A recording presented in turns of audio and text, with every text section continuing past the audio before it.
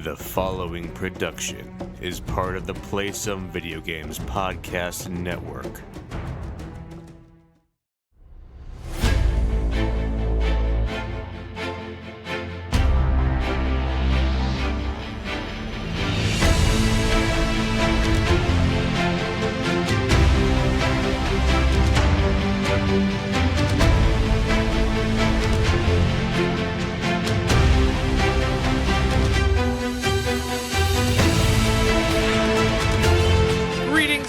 And welcome to Board with Video Games, the gaming podcast that strives for the right balance of coverage for games you play on your table and on your television. You can think of us as the Jeff Keighley and Hideo Kojima of gaming podcasts. We're a proud member of the PSVG Podcast Network and thrilled to be part of the Dice Tower Network as well. I'm one of your hosts, Kyle, and joining me on this co-op adventure, the guy who I think is my best friend, but I'm not sure he agrees. Josh, how are you doing this evening? I'm okay. I like your. That's you knocked it out of the park 2 weeks in a row on the intros. So good job. Oh wait, no, I can't say last week was the one before it. Oh, gotcha. Yeah, last week's confused a lot of people. No, that's no big deal. No big deal. But Josh, it's December. It's December 1st, and yes, a very inconvenient snowstorm is upon me. Where it started snowing 5 hours ago. It's not going to stop until Tuesday at 9 a.m. Excellent. Yeah, it literally, it's not going to stop snowing until Tuesday at 9 a.m., which is, Monday, Tuesday. I thought it was going to be easy this week. I have Wednesday, the rest of the week off from work. That'll be nice and relatively uneventful, but no. Well, you might. Is there any possibility you'd have the entire week off, or would at nothing else would you have to go in and do snow removal Tuesday? I have to go in tomorrow and do snow removal, which is going to be terrible. Tomorrow. Yeah, because we'll be doing snow removal in the middle of snow. Right. That's not very. What is the right word to say? I'm just gonna say. Maybe not the best decision, but, they feel like we have to be there and they we have to be doing snow removal, apparently. So, we'll be outside in this whatever weather we have. We're supposed to get sleet and freezing rain in the morning and then turn back over to snow. So, should be a fun drive home. That is interesting because my parents, who live about 4 hours north of me, on Tuesday, they got about 9 inches of snow. And then they didn't get any, but then yesterday morning it started snowing, and when I talked to my mom earlier today, it still hadn't stopped snowing since when it started yesterday morning. And I then sent her a picture of my completely green grass, which my partner told me was very mean, but I was just trying to demonstrate the fact that, no, we have not gotten any snow yet, so... I'm sure your mom was like, oh, you could have just said no. She actually said, I wish my grass looked like that. And I said, I wish it did too. But yeah, so they've been getting a lot of snow. It's amazing what difference just a few hours can make, though. And, obviously 4 is a lot, but even, 60 minutes, 90 minutes sometimes can make a huge difference for some of those things. Yeah, if you go to the Cape Cod, which is 40 to 60 minutes from here, depending on where you're going, they're getting 0 snow. Right. So... yeah, that's interesting. It is interesting. The annual tradition in my home has started of baking holiday cookies. Josh, we have baked so many cookies in the last week. Specifically, my partner. She's baked most of them. I have assisted when I've been home because she took the entire week off from work. I was only off Thursday and Friday. But we are probably at about 1,200 cookies baked. Wow. For who? So she gives them to her staff that she works with, and her staff then supervises other people, so she gives enough that when she gives cookies to her staff, there's enough cookies that they can share them then with all of their staff members as well. Oh my gosh. So if you figure that within her department, she only, oversees a handful of people, but, that's another 70 plus people underneath that. That's a lot of cookies that get baked, and this year there was the possibility it wasn't going to happen, and I secretly was kind of hoping it wasn't going to, but it did happen, and it's okay because they appreciate it, so it's good. She didn't know if anyone actually cared but then she mentioned offhandedly that she's considering not doing it, and people freaked out. So it's nice that they appreciate it. It's just, hey, maybe you should say you appreciate it so you don't always almost lose out on it, because it's expensive, which isn't a huge deal, but it's super time consuming because that's basically all she did this week. So Yeah. Bake cookies. But hey, this isn't a cookie podcast, Josh. Not yet. Not yet. It is a gaming podcast. So thanks so much for joining us this week, everyone. As always, if you have any feedback, questions, or suggested topics, hit us up at Board with VG on Twitter, or check out all the awesome stuff on the Instagram. Also, Board with VG. We are a proud part of Play Some Video Games, and PSVG is on Patreon. We're absolutely thrilled with the support you've given us there thus far. And if you'd like to monetarily support what we do, you can find us there at patreon.com/PSVG. But the most important thing is just that you listen and maybe share our podcast with someone else who you think might enjoy it. We're also a member of the Dice Tower Podcast Network, so if you enjoy our conversations about board games and would like to dive deeper into that world, we encourage you to check out the Dice Tower Podcast, as well as all of the other members of the network. No matter what type of board games you enjoy, there's a podcast on the network that is right for you. So enough of the housekeeping, Josh. It is a news week, so what are some of the big news in the world of board games? Well, I guess there's a really big news to start. So I guess. So this game kind of, for me at least, came out of nowhere. I don't know about you. But there's this relatively popular board game company called Awaken Realms. And they have a new game out. It's on Kickstarter. It is called Great Wall, or The Great Wall board game. It's their next big release, and to paint it simply, you build and defend the Great Wall in a unique worker placement Euro game that's from the Kickstarter itself. Currently, with 15 days to go, it's sitting at just under 17,000 backers, and the pledge is $1.38 million on a goal of $51,000. Yeah, it's kind of crazy. This is another one of those games you could easily think it was like a come on Kickstarter because of how many miniatures come in the core box, not to mention the stretch goals. A basic pledge is $59, and it gets you the Great Wall core box meeple version, which is something that Kyle brought up in the Discord. That is something we were just talking about not too many weeks ago. That's right. That game should do this. And look, this game is doing this and how successful it is. They're doing it. And to get it to the miniature version, you're looking at almost just about double the price. So you're going from $60 to $117 to get the miniatures version. It looks crazy. There's a lot going on this board. Yeah, there are. It's 1 to 4 players, 120 to 180 minutes, so double that. It's their quote-unquote fresh take on Euro worker placement type of board games. In the game, this is from the Kickstarter page, players will take on the roles of generals of an ancient Chinese empire who lead the defense against ruthless hordes. You'll need to gather allied advisors, manage your workers, recruit armies, and together with other players, raise and defend the Great Wall. As the game progresses, you will often need to negotiate and interact with other players, but make no mistake, there can be only one winner. So, before I ask you, well, this will answer my question. Are you going to back this game? I really want to, but the problem is I really want to back it at the $120 level.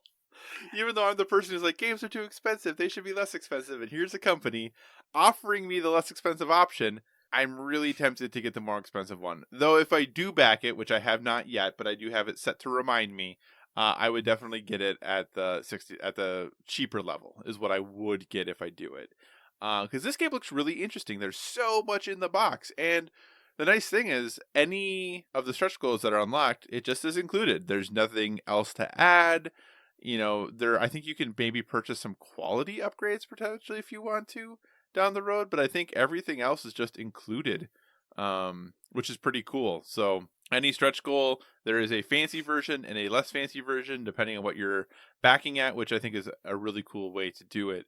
How about you, sir? Is this a game you're interested in? No. Oh, wow. But not because I don't think it looks awesome. I just don't think I would ever get this played. Gotcha. I actually think the meeples look better, look cooler than the miniatures, because they're custom meeples and they look very cool. They are very cool meeples. They absolutely are. Now, if I painted my miniatures, I wouldn't. That statement would be crazy to say. But because I don't paint miniatures, I think the meeples are better. But yeah, there's a lot that comes with this game. There's also a cooperative mode box that comes separate from the game, where you play side by side with other players. It's like a horde mode essentially, and it's fully co-op. You're not fighting against each other, which I think is really cool. There's so many. There's Genghis Khan expansion with really cool pieces.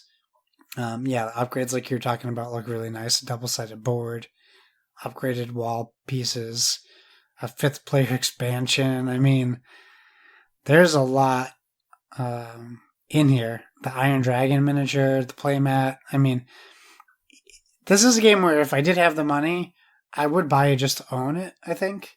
Right. But because it would be just a to own, maybe someday to play purchase, I can't really 15 days to go. So maybe if I come back from PAX with an extra $150 burning a hole in my pocket, maybe I'll get it. But you could get the cheaper version. You wouldn't need the $150 version. That's true. Maybe I could just... We'll see. I feel like they're going to be at PAX. So I'll tell them they have to sell my wife on my backing and see how they do. That could be. I will say they have done some, Awakened Realms has really done some other huge games, because they did Tainted Grail, they did Nemesis, they did Lord of Hellas. They're actually the people who did this War of Mine and all that good stuff, the board game version of it. So they have put out some pretty solid games, no doubt, which also is what makes me pretty excited about this, that they have done a very good job of managing their Kickstarters in the past overall, and that they seem to really put out a quality product. So yeah, this is definitely something I'm interested in. It's something that is I'm going to keep an eye on, and I just am really very, very happy that their Kickstarter is very straightforward. There's a less expensive version and a more expensive version, and whatever is unlocked, you just get it. And there's not all these extra add-ons and extra stuff. There's a couple, but for the most part, it is, here's what you get for your money, get the fancy version or the less fancy version, and go. And that I think is very cool. Yeah, they are not at PAX, so... Oh no! That's too bad. They're from Poland. Oh, I guess that's true. So I won't get to talk. I'll talk to... Well, I won't talk to Sam, because he'll tell me to get it, because this is a game up his alley, but I'll talk to Tom Vassal and see what he says. Because they played it on their 24-hour live stream. Yeah, they started it. They started the live stream with that game. They did, indeed. And I think, shipping isn't too bad. I think shipping is like $20, which for how much stuff is in that box isn't too bad, as long as that price stays true. So yeah. Very cool. Okay, well, let's move on to something also exciting, I think. So, the company behind Sniper Elite and other games, I probably should have pulled up the other games they do, which I can do right now. Rebellion, which for some reason I associate their logo with Brink, and I know that's not true. I could see why you would, from the way it looks, though. Oh, Zombie Army Trilogy. Okay. Yep. And they also have Zombie Army 4. But Sniper Elite, Evil Genius, Strange Brigade, which is a game that I really wish we played more of, which I really enjoyed. The famous Rogue Trooper Redux. Judge Dredd versus Death. Alien vs. Predator Classic. So the company behind those games has decided to create their own board gaming division called Rebellion Unplugged, which I think is really cool. The first title is going to be Sniper Elite, the board game. And they are openly saying like, come see us at PAX Unplugged. We are going to be there. This is the first time we're going to be showing this off, and for a game studio called Rebellion Unplugged, it's the perfect like revealing of their game. Yeah. So I'm really excited to check it out and talk to them. Make sure I talk us up about like this is like the bridge of our podcast. This is this is our bread and butter. So we'll see if I can get these guys onto the podcast in the future. But it's being designed by David Thompson and Roger Tankersley. David Thompson is one of the designers on Undaunted Normandy, which is a very new but also well received board game from Osprey Games. Mm-hmm. Osprey Games is very popular in wargamers circles. Yes. So it's nice that there's a pedigree of board games also coming into this. Mm-hmm. So we'll see. I'm curious to see because it's going to be a competitive stealth action game for 2 to 4 players. So I'm curious if it's going to feel war gamey to me, which is not really in my interests. Right. Or if this will be a nice blend between the two to get that video game audience in. Right. What do you think about this? I think it's pretty exciting. I think that it's cool to see more video game developers because Riot with Mike's vs. Minions was really kind of the first to keep that internal. And there's another one we're going to talk about here in a little bit that's kind of doing the same thing. That is nice to see these companies saying, you know what, we know how to design games. Granted, board games are different than video games. So maybe if we, connect ourselves with a few people who have some more expertise in those areas, but we know what production is like. We know how to schedule things out. We know how to do this stuff. Yes, obviously, it's pressing discs different than getting boards printed and cards cut. Yeah, it definitely is. But I think it's cool for them to say, hey, we are looking for another creative outlet for our IPs, another way to express and build the world of the things that we're doing. We want to do it in-house. I think that's really cool. I think this would be cool to see a bigger company like Microsoft or PlayStation go ahead and do something similar for their first parties rather than farming them out like they have been. But yeah, I'm excited about this. I know this is coming to Kickstarter. They said next year, but I don't think the ship date for the game is until 2021, I believe is what they said. So we'll have a bit of time until we actually get to play the Sniper Elite board game, but it sounds like we're going to be able to see it very, very soon. Absolutely.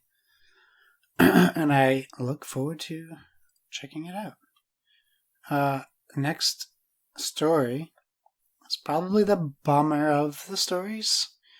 And it's not necessarily a bummer. It is a bummer if you pre-ordered Metal Gear Solid, the board game, and expected to have it already. Right. So, Metal Gear Solid has been delayed, and they are changing gears, no pun intended, to backer kit. So, what this is doing, and what I believe this is doing, it's giving them more time and money to fix some of the issues they were having with the board game, as well as implement new things to the board game.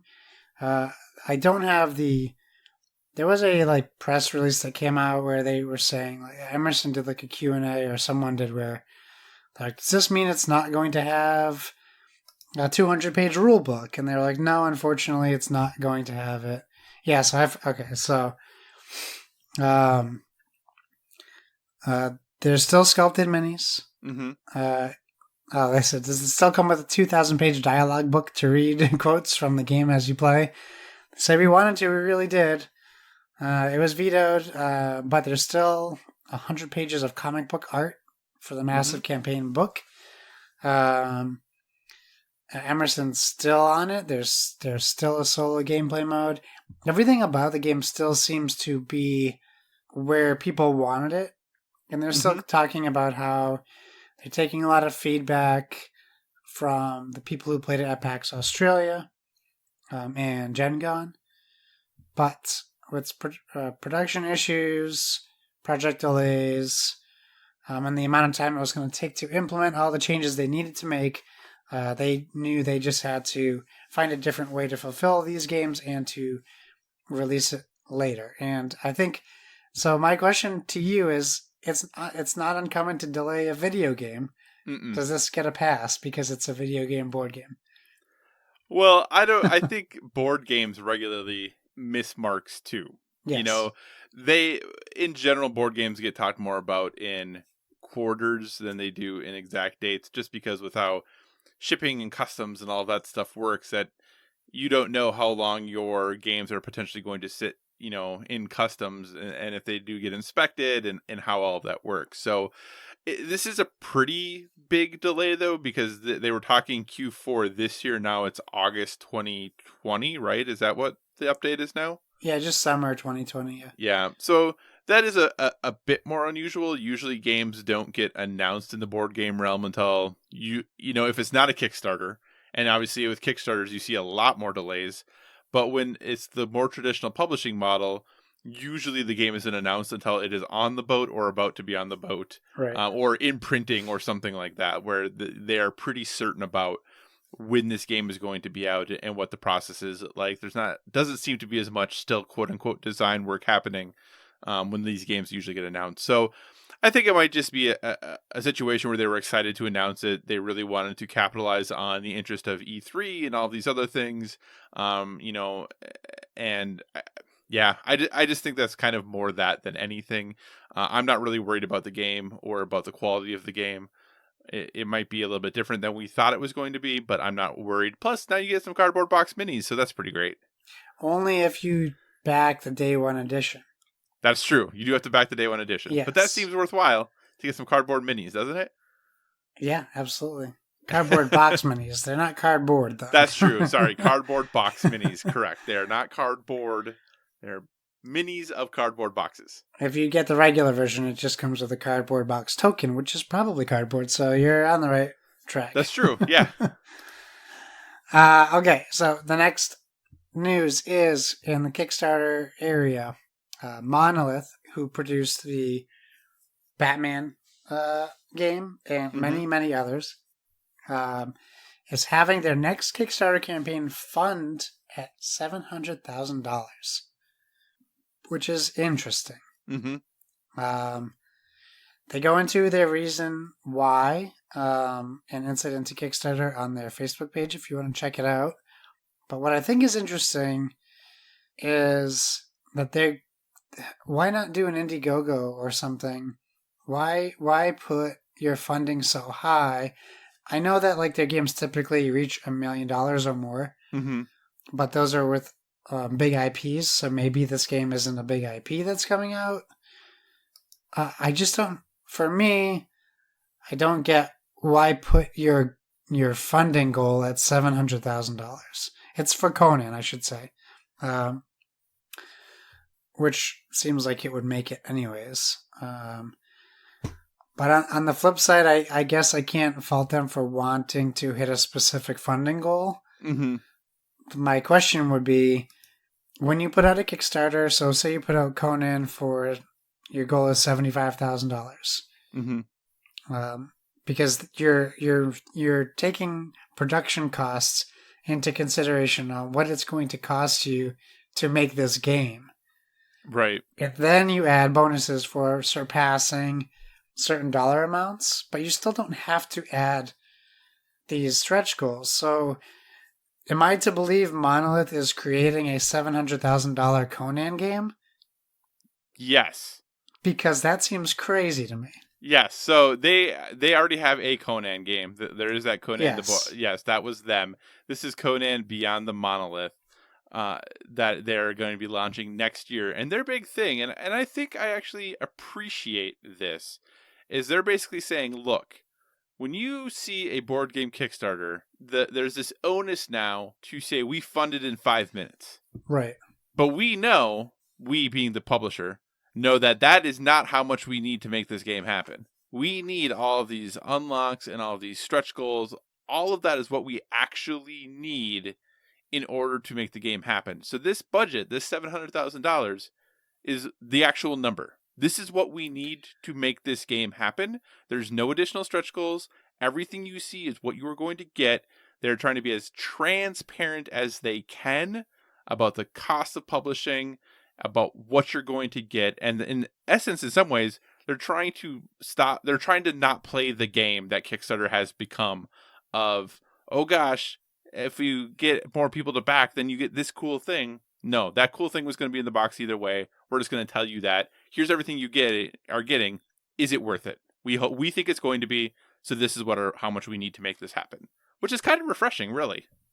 Yeah, I guess that's a good way to look at it. I wasn't even thinking of it in that way. I mean, Indiegogo would have been terrible if that was the case.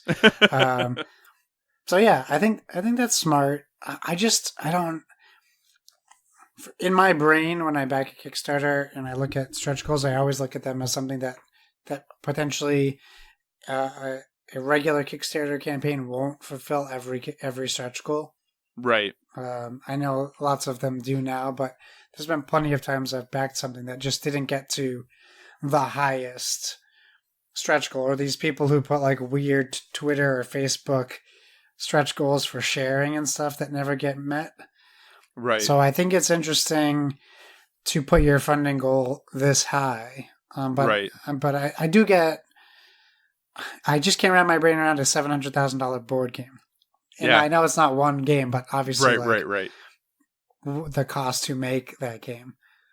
But I mean, they're very successful, big time miniature companies. So, and someone pointed out the Batman's funding was set at $500,000. So it's not that crazy. I just didn't realize that. Yeah. And I think something from their statement that makes sense to me is in their statement, they said, quote, "Awesome, funded in less than 5 minutes. While that feels great to say, behind the curtain, the whole team is crossing their fingers and sweating blood, waiting for the games to finally reach, ideally before the end of the campaign, its true target. This artifice enables the launch of the stretch goal machine, convincing pledgers that these additional gifts are offered thanks to the decrease in unit production cost, irrespective of the fact that the economy of scale effect only starts to become measurable when the Kickstarter reaches 10 or 20 times the stated funding level." Yeah, that's insane. So yeah, I think this is cool. I wish more people would do this. The number of stretch goals or things that I've unlocked have never impacted my desire to back a Kickstarter. For me, it's purely, do I think whatever is shown to me, like, do I think the game is worth the money? And the reason I always put the remind me later on is because then I will know truly everything I will be getting. If you just told me everything up front, I could make my decision day one. But I know you're not going to.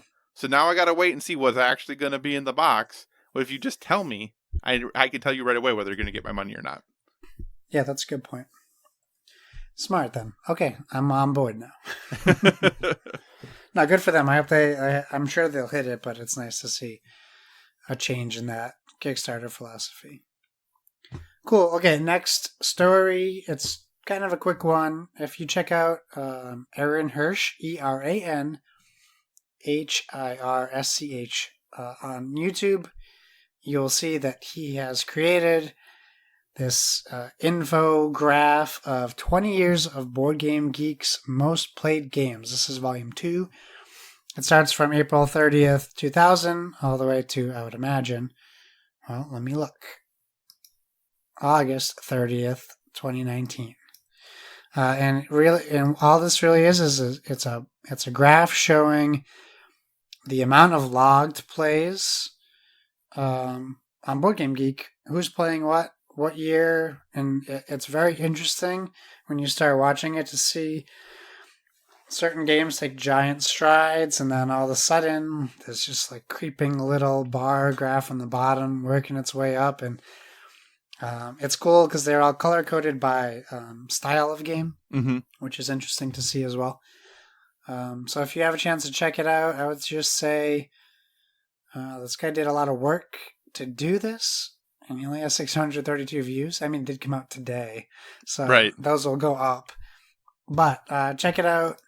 It's definitely very interesting to see maybe where your favorite game is, or to see the board game industry taking giant strides at certain times of the year in certain years. and like when certain games came out, how impactful they were in the board game industry. And if you've been playing board games during the time, you can definitely relate to some of the big spikes and jumps. Was there anything that caught your attention the most, sir? I think for me, it was how strong Catan stayed for a long time. You know, considering the game even came out multiple years before this chart starts, how long Catan stayed on the chart was surprising to me a little bit. Number two, how much Board Game Geek grew in that time, because when you're starting, the number of logged plays is very small compared to like what the end chart is. How many logged plays there are for games is pretty ridiculous. And then I think, you know, when you look, you can clearly see what the hotness is, and sometimes how dominant or how big of a piece of the pie that game was taking in the board game world, from the perspective of plays and people talking about it and people wanting to know more about that game. And in some ways, it was interesting to see how much the Spiel des Jahres impacted that, and in some ways, how much it didn't, because there were some games that just didn't even blip as a result of it, and others that were winners just blew up the chart. And it was a question of, well, which reason was it? Was it because the game was good, or is it because of the recognition? So, yeah, it's a really cool chart to watch. It is about 10 minutes long, and he takes 3 months out of each year basically, and kind of animates the graph of what happens between those 3 months. So you can kind of, or those 4 months, between the months that are selected. So the 4 months ranging that, it's animated to see the growth or the decrease in certain games. And it's cool to watch and see how popular and how dominant some games were for, in some ways, a considerable amount of time. Yeah, Carcassonne is still on the list by the end. Mm-hmm. Yep. Which is very impressive. Cool. Last story. Well, something else we've been talking about. We have a Divinity Original Sin board game in the works. So, Larian Studios, who have done our RPG, Divinity Original Sin, are bringing it to the board game world, and it's on Kickstarter right now. It is. So I'm jumping into Kickstarter to see where we're at. We are sitting 18 days to go on a goal of $160,000. We are at $900,000 for this very unique looking board game. Yes. $120 pledge gets you the standard edition. $165 gets you the premium edition. And then to get the extended edition, it costs $220. Yes, it does. Now, this is another heavily featured miniatures game. Unique dice. Over 840 cards in the game. It looks, and those are base cards. There's a lot more than just that. It looks, to me, it reminds me of like a Pathfinder adventure card game style game. Right. But it also reminds me of Divinity Original Sin. So they're doing something right as far as that goes. There's a huge encounter book, which is very cool. It seems like a true blend of like RPG and board game. Mm-hmm. You have a lot of different upgrades. It just seems very cool. It's described as a branching narrative adventure for up to 4 players, so kind of like Gloomhaven, maybe, or something along those lines. There's a lot going on here, but what was your thought when you saw this, and what are you thinking about the look? Are you going to back it? Where do you stand on this thing? So this is interesting because I couldn't remember if we had talked about this on the podcast. I know we had talked about it in the Discord, but I couldn't remember if we had talked about it on here. So I couldn't decide whether I should include it or not. But I think this is an interesting game because this is, the idea of tabletop RPGs are kind of influenced, the generation of computer RPGs, that those first original ones that we got. Divinity was kind of bringing those back because they had kind of fallen off for a while, the CRPGs, and now we get a board game that is from the video game that is based off of the old video games that was based off the tabletop RPG. So it's this really odd thing of we're remaking ourselves almost. Yeah. Which is cool. That's fine. I don't see anything wrong with that. This game does look a little different, how the board works. And if you haven't watched their Kickstarter video, I encourage it. I thought it was kind of humorous a little bit, about giving you a good idea of how the game might work.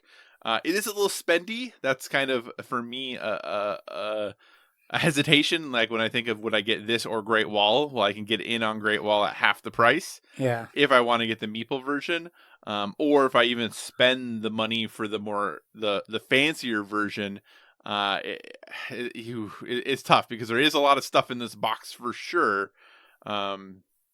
But to get the super fancy version, of getting all the minis and all this other stuff, it's going to become pretty expensive pretty quick. So I think it's cool. I'm glad that they are working on this mostly in-house. They have partnered with some board game designers, but does have the Larian Studios seal on it, if you would, that they are definitely involved with this in-house as well. So I think it's cool. I hope they continue to do these things.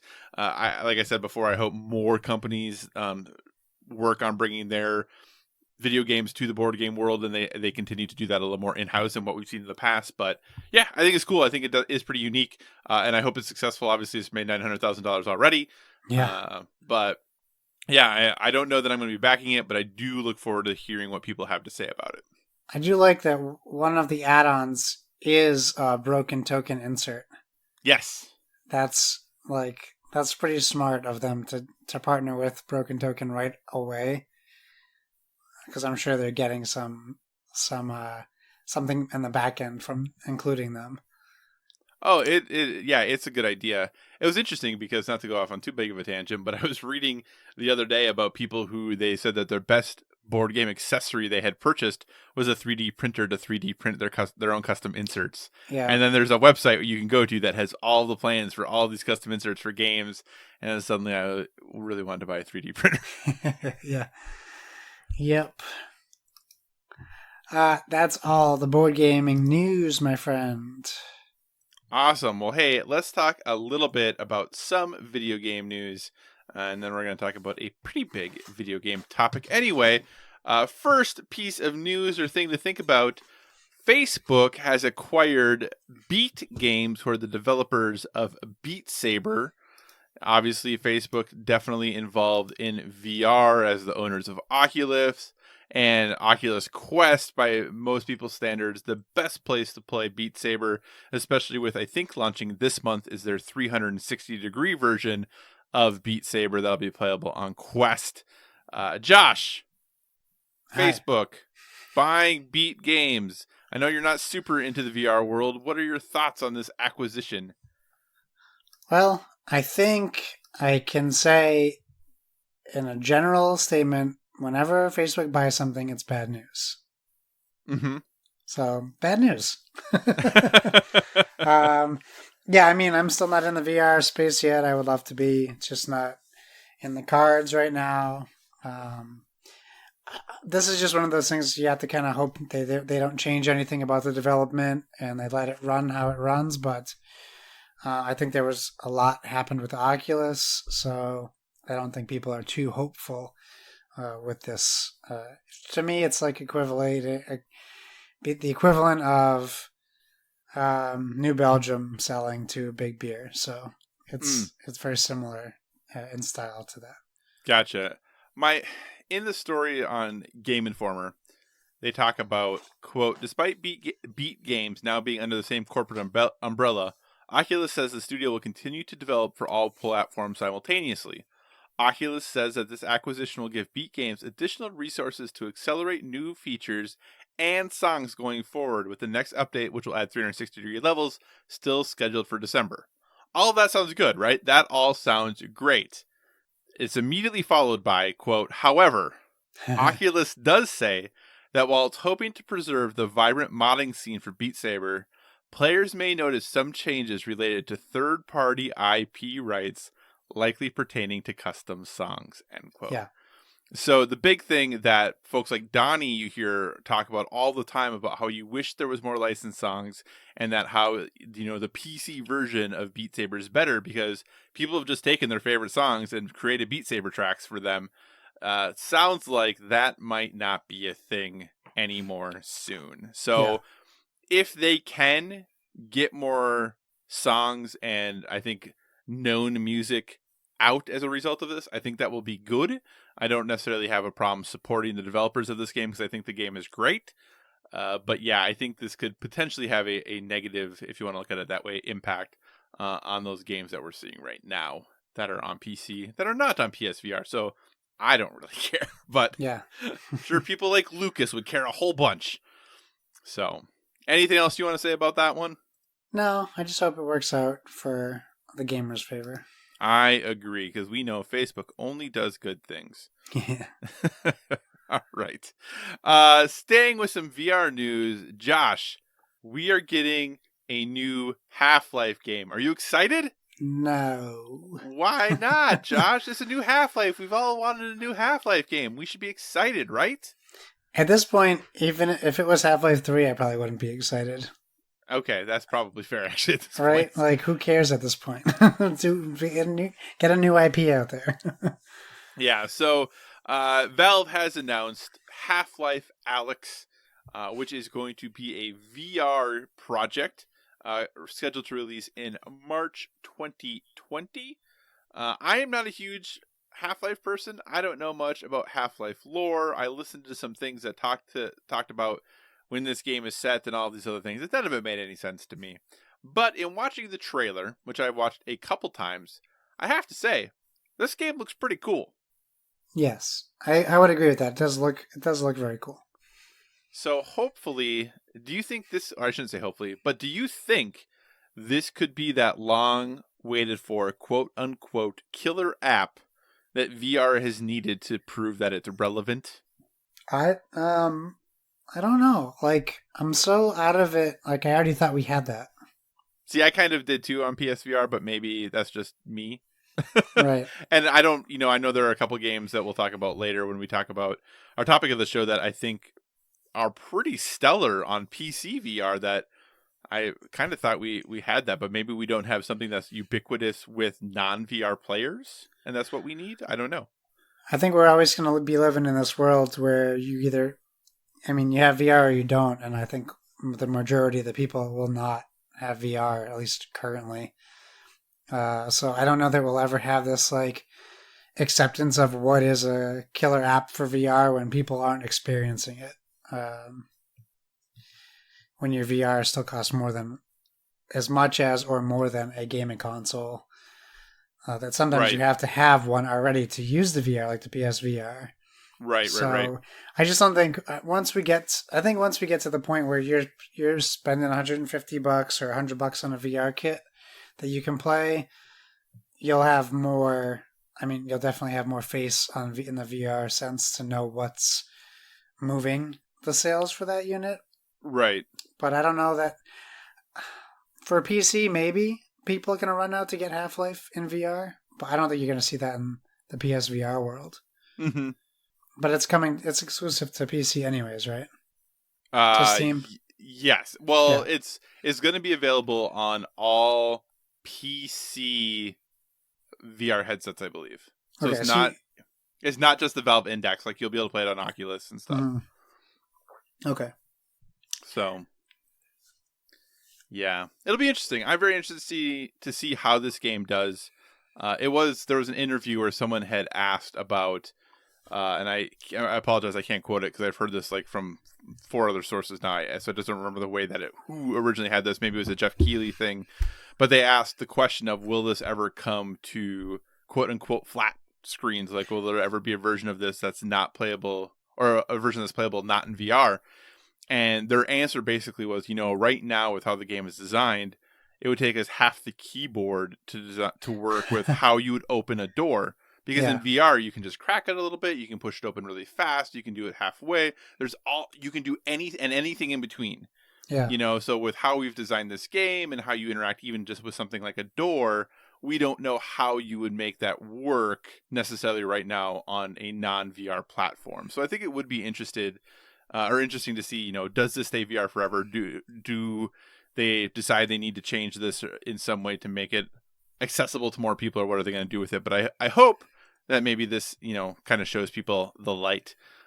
Quick question related to Valve.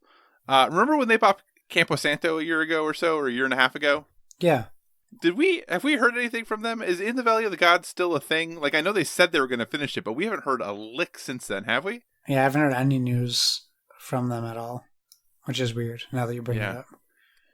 So I'm just wondering how many of them maybe got pulled onto this project. I wonder if In the Valley of the Gods is still happening. I know they said when they were purchased it was still going to, but I don't think we've heard anything about that since they were purchased at all. That is bizarre. But anyway, that's neither here nor there. All right, Josh. On this podcast, we like to stay on the cutting edge. We talk about all the news other people aren't talking about. Well, this is not going to be one of those things. So the PS5 dev kit, it's out there. Shocker. I know. And what is probably about the least surprising news, PS5 dev kits, which we already knew they looked the way that those initial renders had said, because in the Wired article when they're talking about the PS5, they talked about how there was a PS5 dev kit there, and it looked like what the renders had said. They just weren't allowed to take pictures of it or anything. Yeah. So now there are pictures of the PS5 dev kit in the wild from developers, and what looks to be pictures of the DualShock 5 as well. So next gen, we're just fully into it now, right? Like, we can just forget about this gen. Nothing else worthwhile coming out now. We can just focus on holiday 2020 and all the goodness next gen's going to bring us, right? Sure. I mean, every dev kit looks exactly the same when it gets released as it does when people get it. Oh yeah, that's exactly, yeah. All of them look just like they all look the same. Yeah, this is news that isn't news. The controller probably is just a modified PS4 controller. The dev kit is the dev kit. It's a true dev kit. It's right. I could see it looking similar to how it looks because of their venting technology. And PlayStation isn't afraid to make a weird, ugly console. Right. Which is fine. That's their thing. And Microsoft isn't afraid to make a VCR. Like, that's what these two companies do. So it wouldn't really surprise me if the console looked the same. Obviously, that digital screen, I don't think will be on it. But there's no reason to even think that this is what the console's going to look like. Oh, for sure. And it's interesting because I know it was said somewhere that the reason the console looks the way it does, or the dev kit looks the way it does, is so that developers can stack multiple of them on top of one another to run stress tests without having to spread them out. So that's the reason they look like they do, so they still get enough venting. Which makes sense. Like, that makes total sense. You're like, wow, this thing looks like a dumb V. But when you tell me that, oh, well, that makes sense then. Yes. So. And yeah, I don't know what the big deal about the DualShock 5 controller is. It doesn't look any different than the DualShock 4 in my mind from the picture, except for the little nubbin on the analog stick. Or a reverse nubbin, because it doesn't stick out. Yeah. Well, they really have said the only big difference that they talked about was that the triggers were going to be a bit bigger because the light bar is not there anymore. Right. So who knows? Yeah. But cool. News. News. We're getting to the end of the year. We gotta pick. We gotta go deep sometimes. Okay. In what might be happier news, Josh, Resident Evil 2 remake. You liked Resident Evil 2 remake, right? Yeah. Do you want a Resident Evil 3 remake? Why not? Why not just keep delaying Resident Evil 8? Well, since your lukewarm response to that, it looks like you might be getting a Resident Evil 3 remake. After all, even though this isn't too surprising, as Capcom has kind of hinted that this is happening. But YouTuber Spawnwave, then also confirmed by Eurogamer, has said that there is a Resident Evil 3 remake, a la, or in the similar vein to what we got with Resident Evil 2 remake, and is scheduled for project. It is scheduled for 2020, but they haven't talked about it yet because they're trying to give more spotlight to Project Resistance as well, which apparently also should be coming out in 2020, is what they're saying. So, of all of that, we have Project Resistance, which is that, the 4v1 Yeah. game set in the universe of Resident Evil. You have Resident Evil 3 Remake and the hypothetical Resident Evil 8. Right. Of those three projects, what would you be most excited about? Oh, that's a good question. I'm interested to see Project Resistance, although I really have a bad feeling about it. But Right. at least it's different for Resident Evil. But I mean, the potential of Resident Evil 8, I think, is more exciting to me than remaking a game I've already played. But seeing how well they did Resident Evil 2, it comes in a close second. I think Resident Evil 8 is more exciting to me. Okay. But you have to make Resident Evil 3, right? It's like Marvel puts out Guardians of the Galaxy. They don't expect it to do great. It crushes. You have to do a sequel. So Capcom's like, Resident Evil 2 Remake made more money than a Resident Evil game we've made in the past 8 years. I'm just guessing. Right. We have to do we have to remake 3. They're like, yeah, of course we do. Absolutely. And I'm cool. I'm excited about a Resident Evil 3 Remake. Resident Evil 2 Remake is still on my short list to hopefully get done this year still, which would involve also starting it still. But I am hoping to get that taken care of, and I would be excited about playing 3 because, and maybe it's because I was the oldest of when I played 1, 2, and 3, I remember 3 the most. Sure. From when I played it. So there were some cool ideas there, maybe not all of them executed perfectly, but I'd be very interested to see what they could do with that now, if they were to take a new effort at that. So speaking of games that maybe could use a reboot? No. Maybe not. So Gearbox has announced that their hero shooter, if you even want to call it that, which maybe isn't the best term to call it, Battleborn, is going offline forever in January of 2021.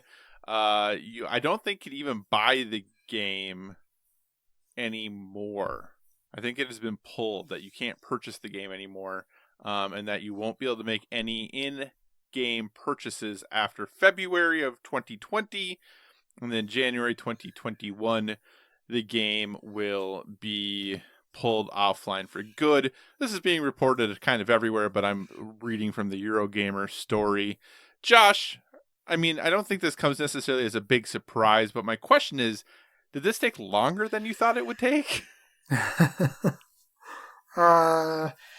I'm surprised they're telling you 2021. They're giving it a lot of time to dedicate servers to, or server probably at this point.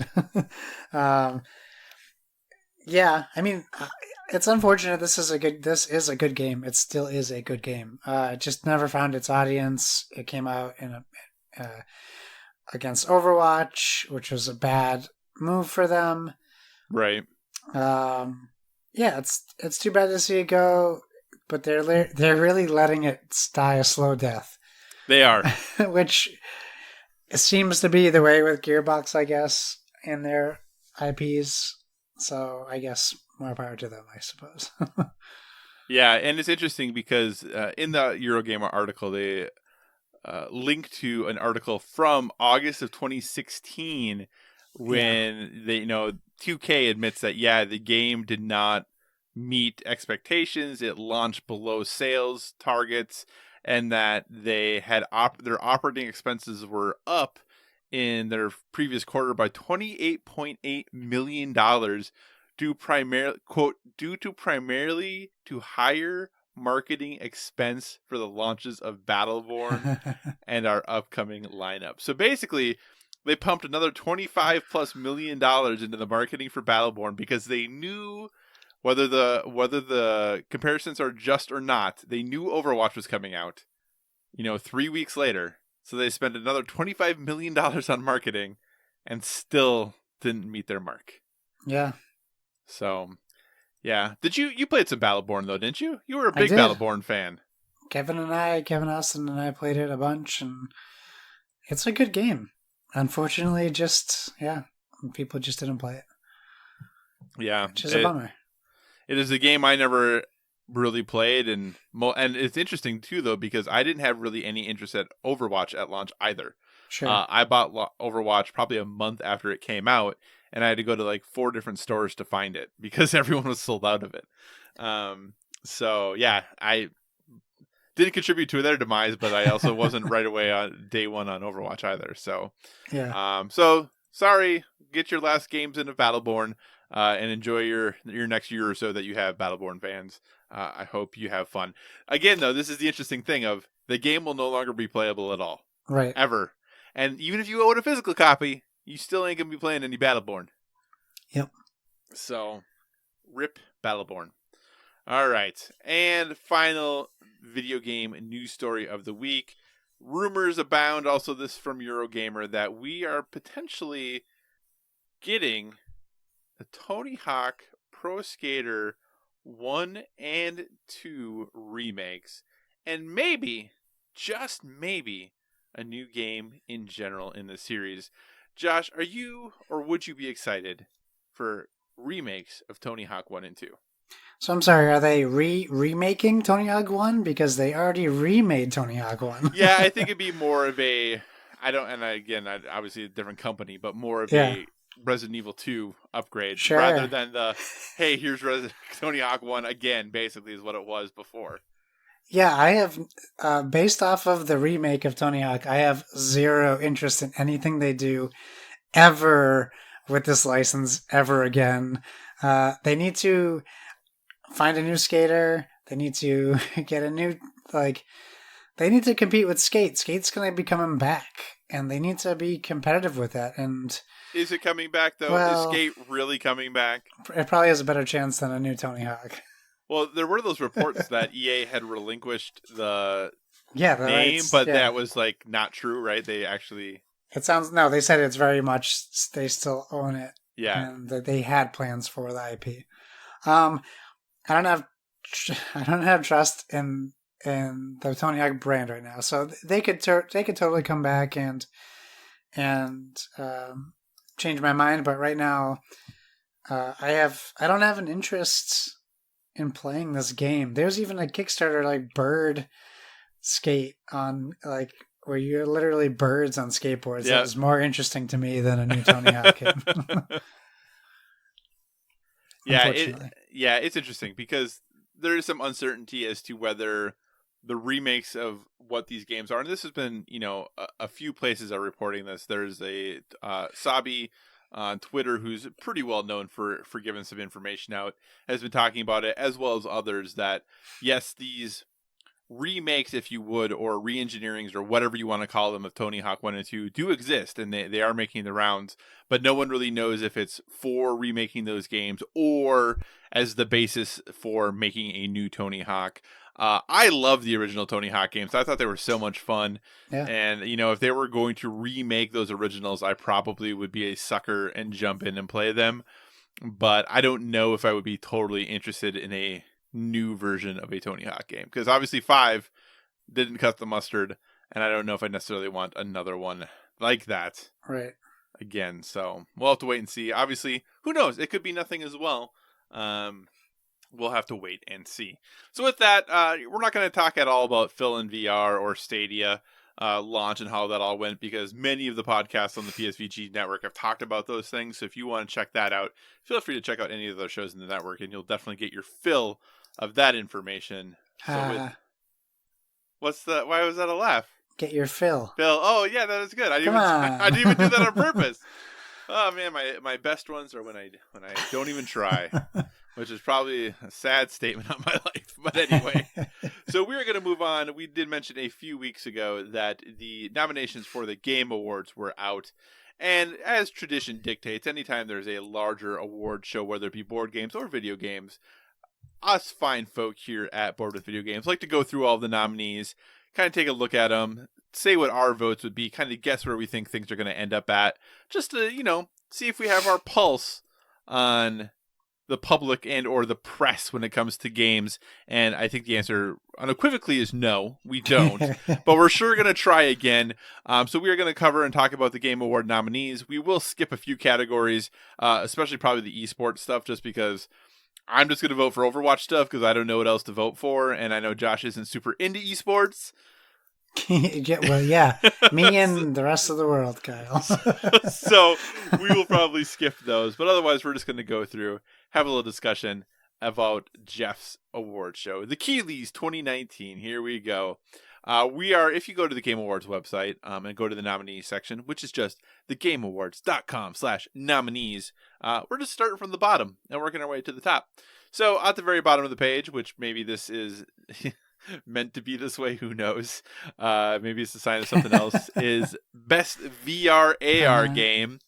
And the nominees are Asgard's Wrath, Blood and Truth, Beat Saber, No Man's Sky, and Trover Saves the Universe. So, Josh, when hearing those, anything stick out to you either from who you expect to win or just in general about the quality of VR AR games on the list? Yeah, so I think I was aware of every game except for Asgard's Wrath. Which apparently is super good. I mean, cool. I think for someone who literally has zero experience in VR, Right. I feel like Beat Saber is gonna take it. But I mean, would I ever love to try No Man's Sky and Trover Saves the Universe in VR? Like those two games, I know I'll probably like Blood and Truth also, but Justin Roiland I think is hilarious, and I would love to get the full No Man's Sky treatment, so I would love to check those out as well. Do you think it's okay that No Man's Sky is nominated since the VR mode just came out this year, even though the game came out in 2017? I think there's a lot of weird things with years of games and Yes, nominations. I think it's okay because it's standalone VR, I think is what this is getting nominated for. I think if we went back up top to No Man's Sky, and I believe, didn't No Man's Sky Next come out on Xbox for the first time this year? Oh, that very well could be. That's true. So I think that or was that it might have been last year too. I don't really remember. Because I had No Man's Sky in 2017 on my PlayStation, and I still have it. Or was it 2016 that No Man's Sky came out? No, it was 2017, right? It was 17, I hope. Okay. Man, I am so old. See, now I have to look while I do this. So you're saying Beat Saber. Why Beat Saber? Just because of the popularity? Yeah, the popularity. I've heard, I've seen so many people like doing videos of it on YouTube and people talking about it constantly that it just really seems like it's running away with at least the popular vote. It was totally 2016. Oh my gosh. We're so old, Josh. That's embarrassing for that game. More than me not remembering the year. Yeah, because it came out last year in 2018 on Xbox, didn't it? And then wasn't it? Yeah, it must have been. And then it was this year that I got the VR update in the summer. So it's lived a whole year on the Xbox. It feels like it just came out this year. Maybe I'm wrong. Yikes. Anyway. No, I'm sure you're right, actually, now that you say it. I do think Beat Saber is going to win this because I think Beat Saber is the VR game that, in general, I think the mainstream, quote-unquote mainstream, gaming press is overall very skeptical and hard on VR other than Beat Saber. I think if you look at or listen to any of the mainstream folks, they don't tend to be believers in VR other than Beat Saber. So I think as a result of that, Beat Saber is the game most of them have played. So it is the game that is going to win, I think. Yeah, I hear you on that. So, all right. So that's it. I think we both are thinking Beat Saber is what we're picking and also what we think is going to win. Yes? I agree with you. Awesome. Moving on. Strategy game. Yes. All right. The nominees: Age of Wonders Planetfall, which I feel like is a made-up game title. Anno 1800. Fire You think Emblem... that's not made up?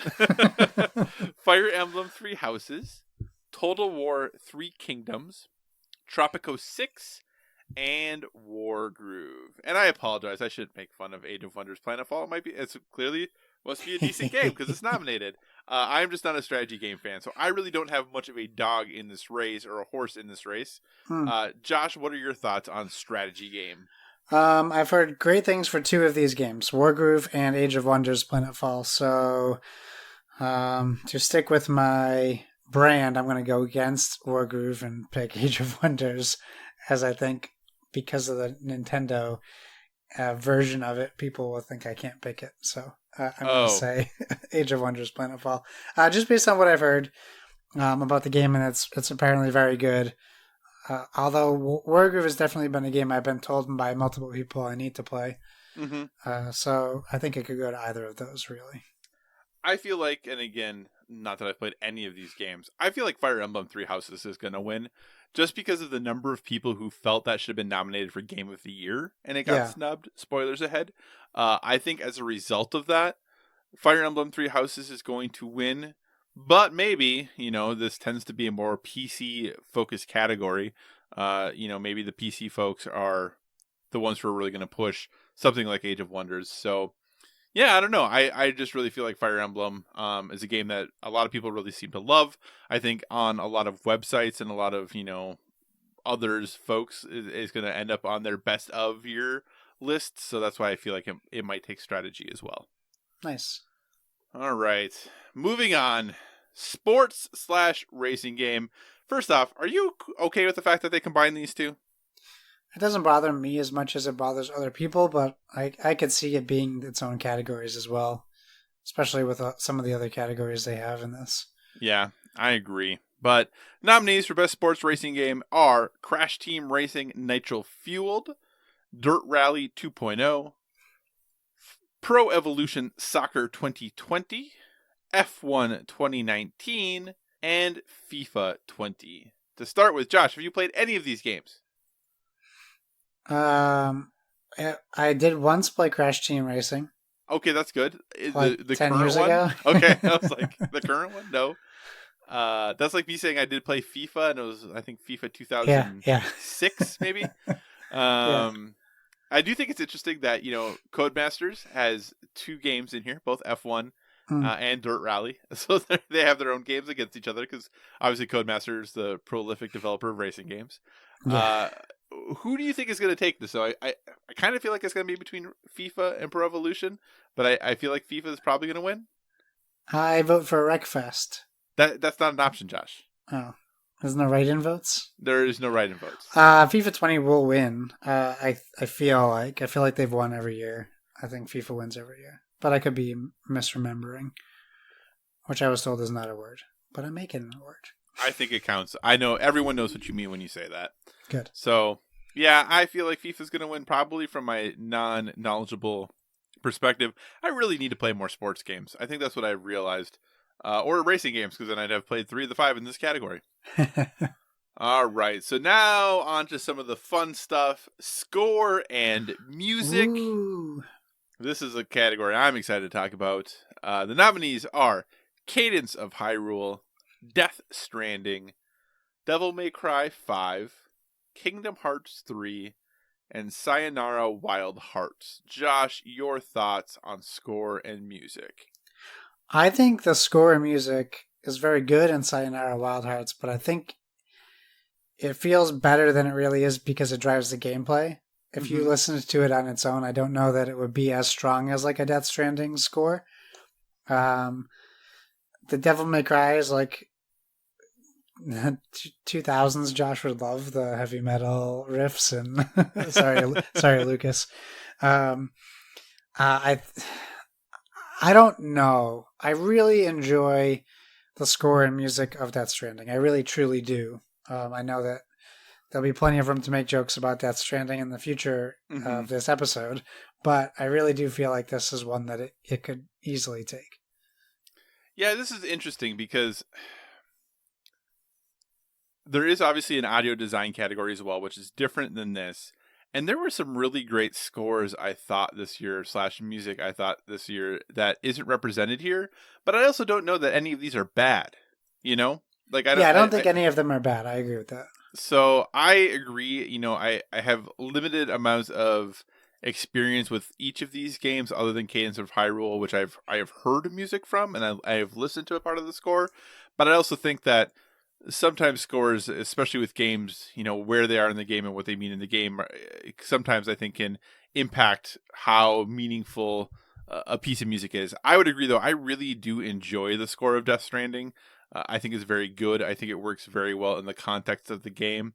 Devil May Cry 5 is good. Kingdom Hearts 3 is actually really excellent as well. I've heard a lot of it while my wife has played that game. And Sayonara Wild Hearts, stylistically not a music genre I am super into, but is very I think fits the game really, really well. Like I think there it is put together exceptionally. But for me, and I think we'll make some jokes about Death Stranding as we go here. I do think that this is one of the categories that it should be nominated for, and I probably would vote for it. So, Nice. double, we agree. Death Stranding, Game of the Year, right? No, okay, that's just I'm getting a glare on the screen. Okay, moving on. Role playing game. The nominees are Disco Elysium, Final Fantasy XIV, Kingdom Hearts 3, Monster Hunter World Iceborne, and The Outer Worlds. Josh, I feel like I know where you're gonna go, but what are your thoughts on the role playing game? Yeah, I mean, my vote would be for Outer Worlds, no question. But I'm hearing some crazy buzz on Disco Elysium that it sounds like it could win this category. It's just a game I won't have time to play for the rest of this year, at least. And I still haven't played Kingdom Hearts 3. I mean, it's still on my PlayStation. I want to play it, but Outer Worlds is a fantastic game. And it's one of those games that it's so good it doesn't make me feel like I'm playing a Fallout game, even though I kind of am. Right. I think it's kind of interesting, and I guess I get it, why Final Fantasy XIV, which it's the newest expansion, Shadow something, or am I thinking of Destiny now? Anyway, whatever the newest expansion for Final Fantasy XIV is. And Monster Hunter World Iceborne is really just an expansion. Yeah, it is. So I feel like there had to be other RPGs released this year, right? Like, are we You cool would with hope so. are we cool with just having expansions as our nominees? But again, I like you said, I hear really good things about Disco Elysium, and I also think The Outer Worlds is a game that a lot of people love. I would also vote The Outer Worlds. I'm not as far into that game as I would like to be, and similar to you, I've not had an opportunity to play Disco Elysium. It is definitely the late end of the year darling, because it's even later in the year than The Outer Worlds, and I think I don't think it would sway the vote because of that, because I still think not enough people are going to have played it when they vote. So I think as a result of that, The Outer Worlds is going to take this category as well. So that is role-playing game. Moving on to performance. This is an interesting group of folks here, all very talented. So Ashley Birch as Pavarti in The Outer Worlds, Courtney Hope as Jesse Faden in Control, Laura Bailey as Kat in Gears 5, Mads Mikkelsen as Cliff in Death Stranding, Matthew Peretta as Dr. Casper Darling in Control, and Norman Reedus as Sam Porter Bridges in Death Stranding. So, really talented group of actors right there. Josh, what are you thinking? How are you leading best performance? I like all of these people. I do truly. too. And I have experienced all of them in gameplay, so I can say from that aspect as well. Yeah. I really like Laura Bailey as a voice actress. I agree. But I have to pick Courtney Hope, right? Like, I have to pick her. Okay. Because, like, there's so much. You can go through Control and not explore the dialogue options. It's very easy to not do that. Right. Because you can continue to talk to people. Yep. There's just so much more in that game, and I really just enjoyed her performance that much. So I would pick Courtney Hope for sure. It is interesting that on this list, I think like the least good performance is Norman Reedus. Yeah, I would agree. Yeah, I would agree. You know, and not that I think he did a bad job in Death Stranding. I just think of this group, he is the least good of any of them. My heart, who I want to vote for, is Matthew Peretta because I think Casper Darling is one of the best characters in a game in a really long time in Control. I think he's great. I don't think he is going to win though, just because he's not a main character. You know, and I think that obviously Mads Mikkelsen as Cliff isn't either, but you know, for better or for worse, it's Mads Mikkelsen. Yeah. So I think that carries a little bit of weight there. Whereas basically all these other people, obviously, you know, Pavarti isn't quote unquote the main character either, but they're the character you actually spend the most time talking to. So outside of, you know, whereas like, you know, Jesse in Control is you, but talking a lot and things. So Yeah, man, I really do want to vote for Matthew Peretta. This is I genuinely don't know who's going to win. I think Ashley Birch is going to win. I Yeah. think, uh, but I really don't know. Yeah, I don't know. She has the pedigree. She wins a lot, so it could definitely be her. Yeah, and I just feel like The Outer Worlds really is, I think, kind of that darling. I would love for Courtney Hope to win, though, either as well. Like, I'd be totally down with that for sure. All right, best ongoing game nominees: Apex Legends, which is interesting because it just came out this year, but that's cool. Destiny 2, Final Fantasy 14, Fortnite, or Tom Clancy's Rainbow Six Siege. Josh, where are you leaning? What you thinking? What's your heart telling you? Didn't Apex Legends come out last year, Kyle? No, it was February 2019. Was it February? Okay. Why was I thinking Because it was November? it came out like a week before Anthem. Right. Oh, yeah. Yeah, you're right. I thought it came Yeah. out in November for some reason. No, it came out like the week before Anthem, and everyone's like, "Oh gosh, Oh. Anthem must be really bad." Well, you know what? I was going to pick Apex Legends, but since you mentioned that, I don't think that I could vote for it. So I'd say Destiny 2. Yeah, I think Destiny 2, Fortnite. Boo. Well, I'm not a Fortnite fan, but I also feel like, Kidding. especially with going to Fortnite 2 or Chapter 2 or whatever they're doing now, I feel like Yeah. a lot of players did not like the things that happened with that, from what I've read and heard. Now, that could be, again, the vocal minority raising a stink, but that's kind of what I've heard. Rainbow Six Siege, I just don't know enough about. I know, obviously, they keep supporting it and adding to it, and the people Yep. who play it absolutely adore it, and it's growing. I just don't know enough about it. So I think just, and maybe it's our Discord blinding me, but I think I would have to go with Destiny 2. It seems like they have continued to do a lot to make that game. And I think accessible and providing new content and deep content for the people who want to play it. And I think by having now the free to play option with it and all of that good stuff and getting a ton of content for no cost, I think it really has shown a huge commitment to maintaining and growing that player base, which I think is very cool. Yeah. Do you think there's an argument to be made, or do you feel like the folks who vote on this are going to go a different direction? Do you think that the gaming press would say something different? I mean, the popular vote, it's going to come down to Apex or Fortnite just because of popularity, Right. I think.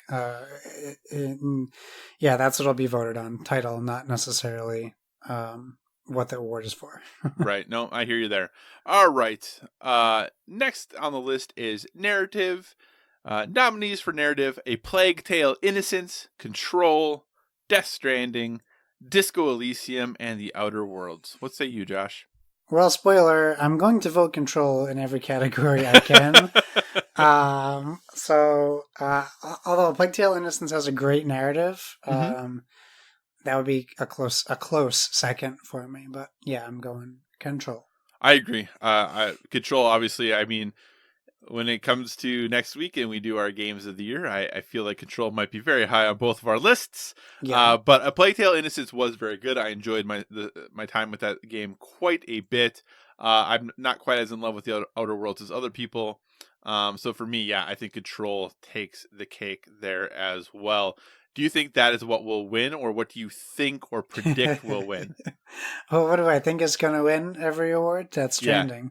Do you really think it's going to? You know, man, I wouldn't be surprised if that's what happens. It wouldn't surprise me, especially if he's pulling strings to get them there. Like, he come says to he the hasn't. award show. You're gonna get an award. Like, I mean, it'll probably win at least one. It's nominated in like 11 categories. I know. I don't know. It'll be interesting to see. I don't know. I have no scope of where Control sits in other people's view on gaming this year. Yeah. So I wouldn't be surprised if Control didn't win anything because I just don't know if people have been playing it. Right. Yeah. I know But we love it. They should be. Yeah. Yeah. And Dottie loves it. Thank God. So, all right. Next category: multiplayer game. Nominees: Apex Legends, Borderlands 3, Call of Duty Modern Warfare, Tetris 99, and Tom Clancy's The Division 2. Holy goodness, I forgot that game was this year. Yeah. What say you, Josh? I mean, I vote for Apex Legends, but that's because that's my favorite experience out of those games. I probably see Call of Duty winning, but I would vote for Apex. I also would vote for Apex because I have not played Borderlands 3 multiplayer, and I have played Call of Duty multiplayer, but I think it's just, for better or for worse, it's not different enough, I guess. I don't know if it's fair to be like, oh, it's just Call of Duty again, but it's just Call of Duty again. Yeah. Whereas I think Apex is something fresh, it's something different. Yes, it is a battle royale, but how they do it is definitely different. The squads was different, the respawn was different. Like, they really changed up that genre, and now you're seeing it everywhere thanks to them. So I think, yeah, I would agree with Apex Legends. But like you said, I wouldn't be surprised for Call of Duty to win that. I think it'd be kind of cool if Tetris 99 did win, Yeah. but I'm not anticipating that. It would be cool, though. It would be cool. All right, best mobile game: Call of Duty Mobile, Grindstone, Sayonara, Wild Hearts, Sky, Children of the Light, and What the Golf. Josh, do you have any preference? Have you played any or all of these? No, I voted for Grindstone just because of how much you talked about it, but I have no experience with those games mobile. Yeah, I think it's going to come down to Grindstone or What the Golf. I think What the Golf might edge people out because that's what I hear more industry people talking about. But I do love Grindstone, and that's definitely what I would vote for. All right, best independent game: Baba Is You, Disco Elysium, Katana Zero, Outer Wilds, not Outer Worlds, Outer Wilds, and Untitled Goose Game. Where does your heart lie? Nowhere. I don't. I've heard good things about Katana Zero. I've heard good things about Disco Elysium. I've heard good things about Untitled Goose Game. I don't like Outer Wilds. I think you're like the only person who doesn't. That's okay. I find myself in a league of my own frequently.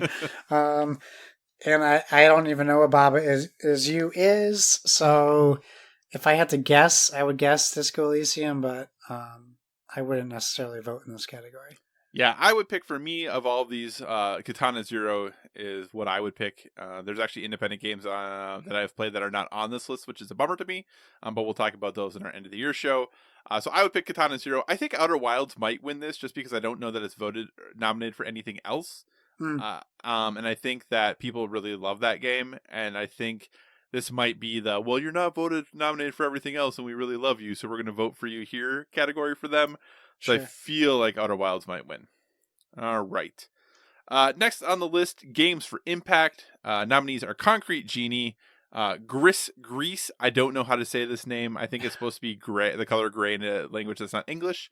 But I'm not smart, so I don't know that. Kind Words, Life is Strange 2, Sea of Solitude. Where do you sit, sir? Find myself in another category where I can only go based on what people say. It sounds like Life is Strange 2 has the more dramatic story to it.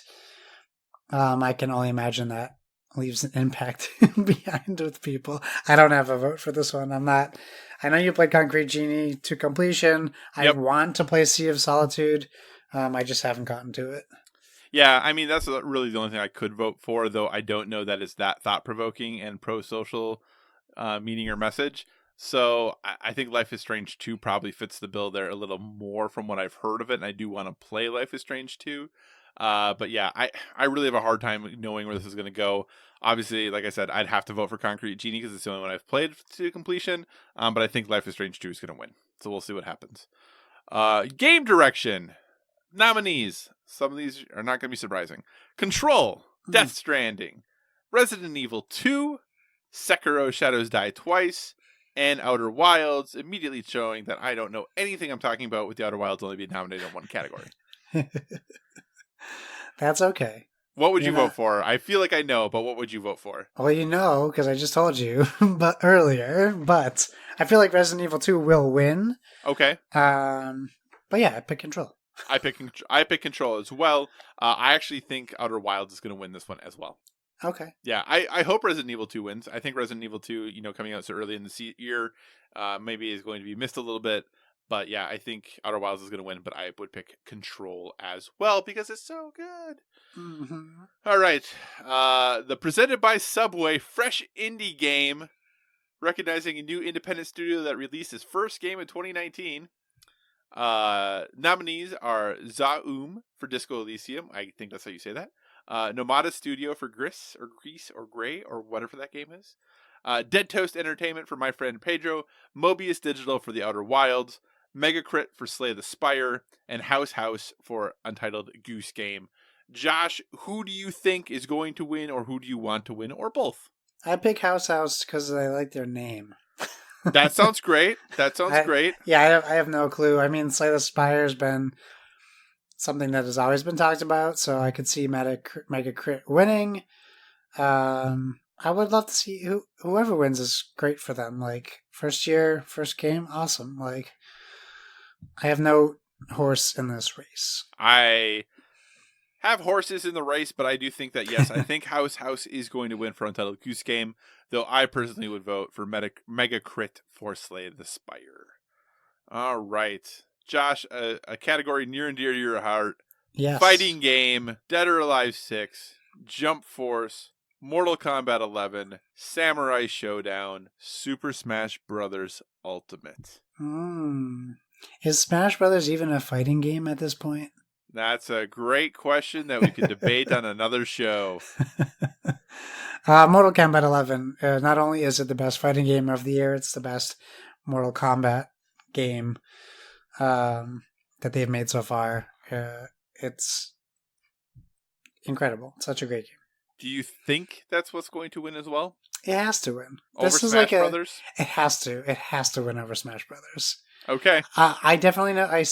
I enjoy Smash Brothers. Obviously not to the extent like Jason plays it daily.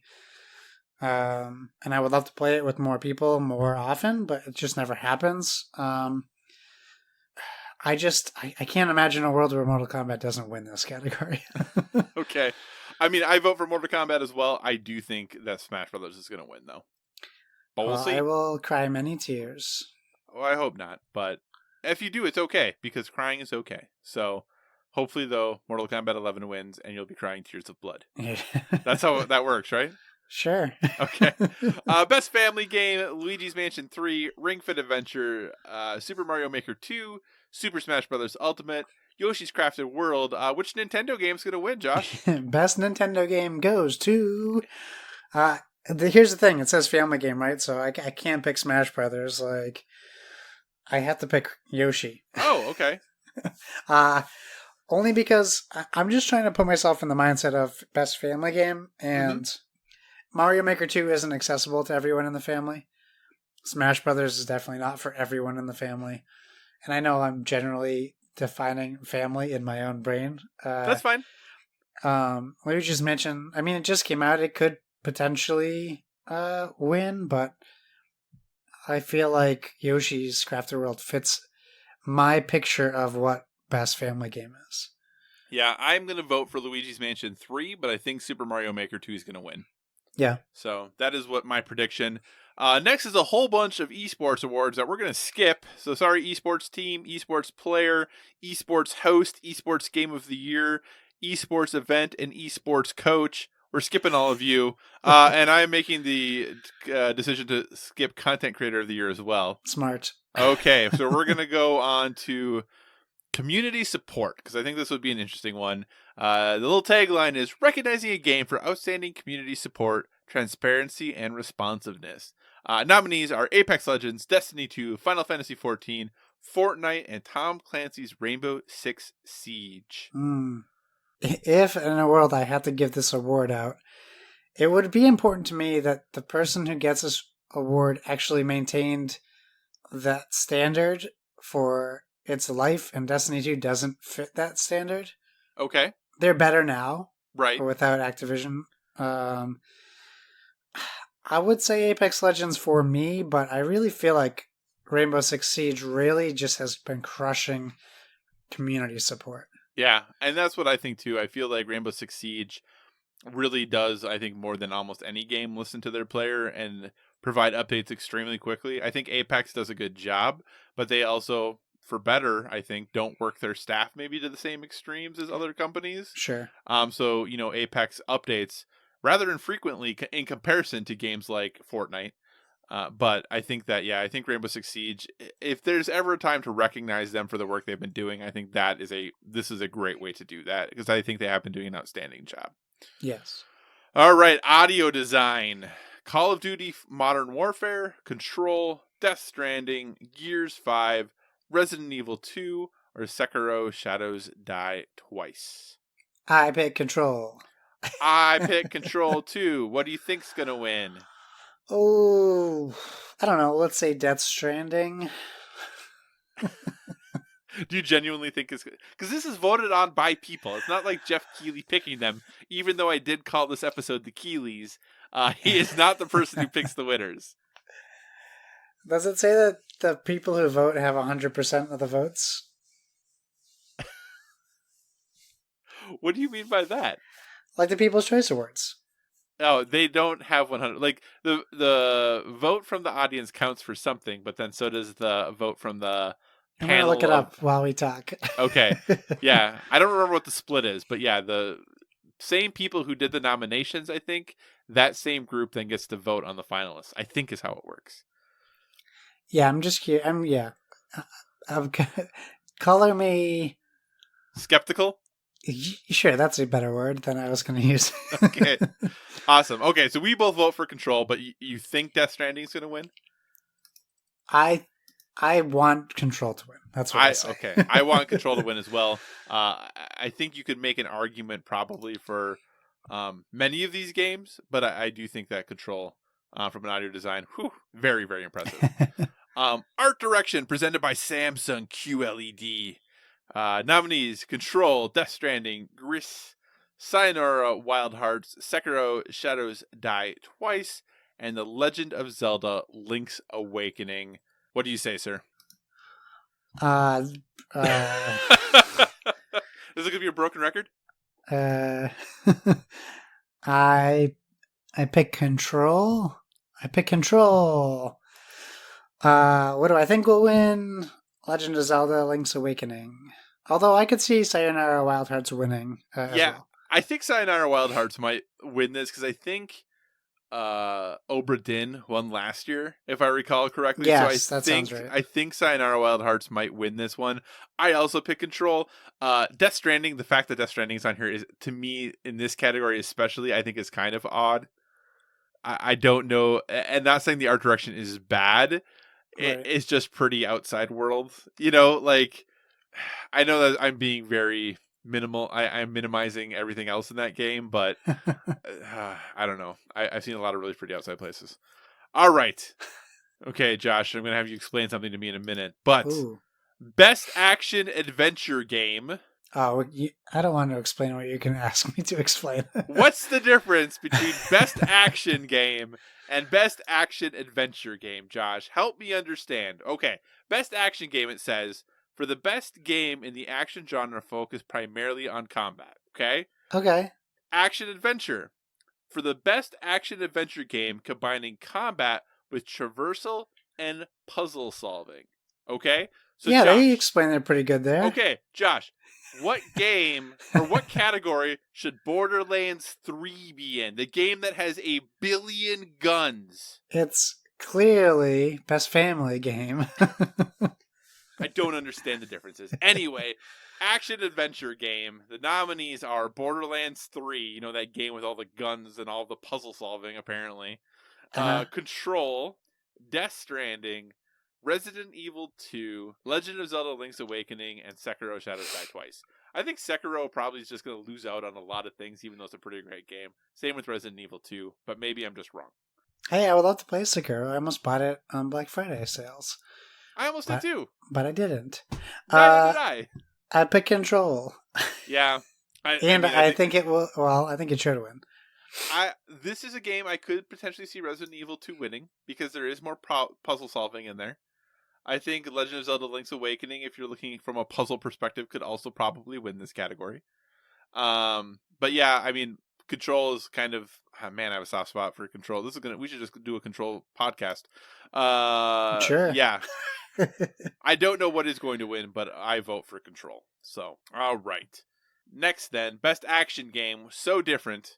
Apex Legends, Astral Chain, Call of Duty Modern Warfare, Devil May Cry 5, Gears 5, Metro Exodus. I picked the winner, Call of Duty Modern Warfare. You think so? I think so. Man, this is a tough one because there's a lot of games I would like to see win. There's 2 other games I'd like to see win. What are those 2? Apex and Gears.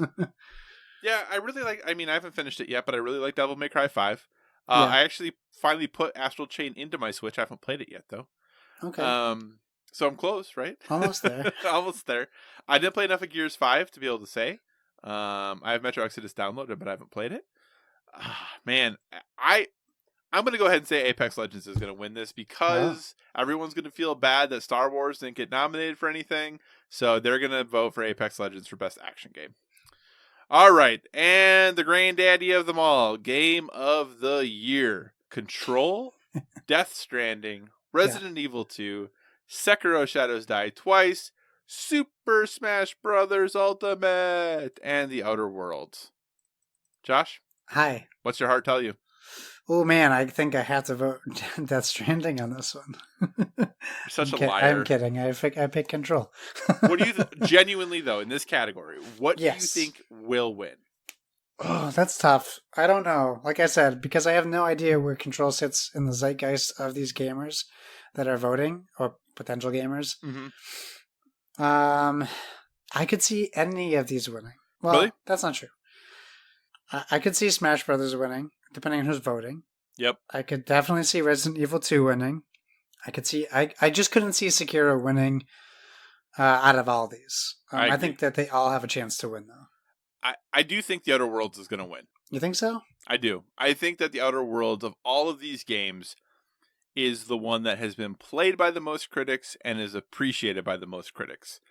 Death Stranding was too controversial, or I shouldn't say controversial, too divisive. Control, I don't think enough of them played. Resident Evil 2, there's certain people who are just not going to play any horror games. Sekiro is too challenging for some. Smash Brothers is kind of old at this point, and some people just don't dig fighting games, whether or not it's a fighting game. But The Outer Wilds, The Outer Worlds, excuse me. Gosh darn it. It is a genre that a lot of people love. It is from a studio that a lot of people have a fond thought of, that is a recreation or a reworking of a game that people want to come back. We haven't had a good one in a few years. I really feel like it just is hitting all the right spots at the right time with the right combination of games to win. All right, and after some technical difficulties, a power outage among other things, we're back. Josh, you said you had some FAQs for us. Yeah, I have one FAQ that's very important, and it is titled, Who Selects the Winners? This is on the Game Awards FAQ page. And it says, I quote, winners are determined by a blended vote between the voting jury, I'm leaving out numbers, and the public fan voting, I'm leaving out numbers.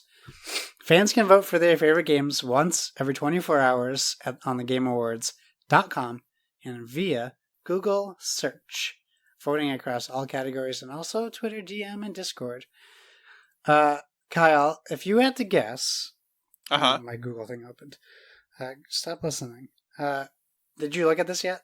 I have not looked at it, no. If you had to guess the percentage that the public fan voting counts and the percentage the voting jury gets, what would you think those numbers would be? I am going to guess it is 90-10 in favor of the quote-unquote professionals, 10% coming from the public. You nailed it. It's 90. Is that really what it is? 90% for the voting jury. So when you said there's no way Death Stranding could win all of these awards because the public is voting, their vote is only 10% of the vote. If I said that, I didn't mean it that way. I meant there's no way, because with the press it was so divisive. Oh, sure. Like there are people who love the game and people who hated the game who reviewed it. Okay. And I think in listening to just people talk about it, it seems like that seems to be true as well. So I can't imagine there's going to be enough outlets that are going to vote for Death Stranding as an outlet saying, as IGN, here's the game that we are voting for Game of the Year, if that makes sense. But essentially, our votes don't count at all. They count for 10%. Of what? 10%. So if, if there are 90 votes from the... You're trying too hard. I am trying really hard. And I don't know that it's gonna work. You're right. The fan vote is a very small percent. I think I felt like one year they talked about that the fan vote counted for more in a certain category, or there was a category that was all picked by the fans, but I don't know that is true this year anymore. But I feel like potentially in the past that was the case. But Yeah. all right. Anything else you want to say about the Game Awards before we wrap up and we have another power outage or whatever else is going to happen? God, who knows when it's going to happen? It could happen any second now.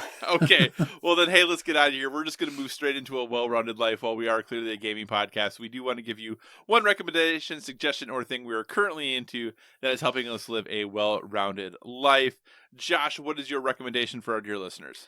Well, keeping with the Disney Plus vibes, I don't remember who recommended it to me, if it was on here, if it was on Discord, if it was in public life.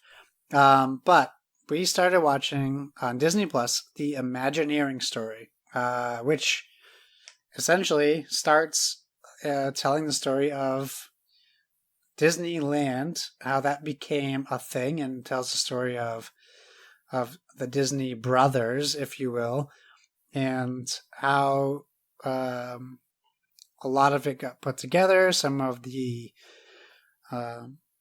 things that ran into, obstacles in their way, deaths, Disney World, what that was going to be.